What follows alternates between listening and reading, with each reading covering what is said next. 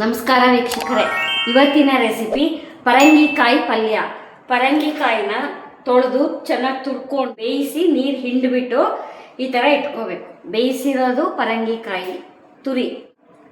Next ಈರುಳ್ಳಿ, ಕೊಬ್ಬರಿ, ಉಪ್ಪು, ರುಚಿಗೆ ತಕ್ಕಷ್ಟು ಉಪ್ಪು, ಎಣ್ಣೆ, ಹಸಿಮೆಣಸಿನಕಾಯಿ, ಕರಿಬೇವು, ಕೊತ್ತಂಬರಿ ಸೊಪ್ಪು, ಸಾಸಿವೆ, ಕಡಲೆಬೇಳೆ, ಉದ್ದಿನಬೇಳೆ, ಇಂಗು. ಇವಾಗ ಒಂದು ಬಾಣಲೆ ಇಟ್ಟು 1.5 ಸ್ಪೂನ್ ಎಣ್ಣೆ ಹಾಕಿದ್ದೀನಿ. ಅರ್ಧ ಸ್ಪೂನು ಸಾಸಿವೆ, ಅರ್ಧ ಸ್ಪೂನ್ ಉದ್ದಿನಬೇಳೆ, ಅರ್ಧ ಸ್ಪೂನ್ ಕಡಲೆಬೇಳೆ,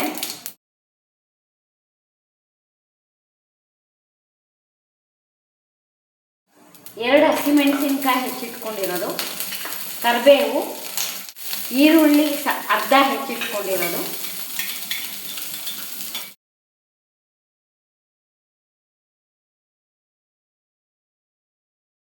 ಇದಕ್ಕೆ ಬೇಕಾದರೆ ಬೆಳ್ಳುಳ್ಳಿ ಹಾಕೋಬೋದು, ಬೇಡ ಅನ್ನೋರು ಸ್ಕಿಪ್ ಮಾಡ್ಬೋದು.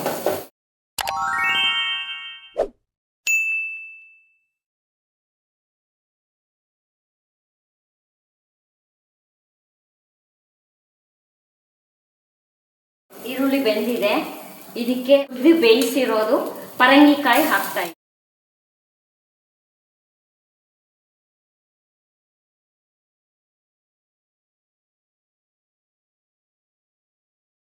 ರುಚಿಗೆ ತಕ್ಕಷ್ಟು ಉಪ್ಪು, ಕೊಬ್ಬರಿ,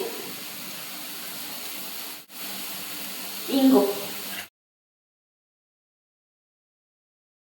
ಸ್ನೇಹಿತರೆ, ಪರಂಗಿಕಾಯಿ ಪಲ್ಯ ಆಗಿದೆ.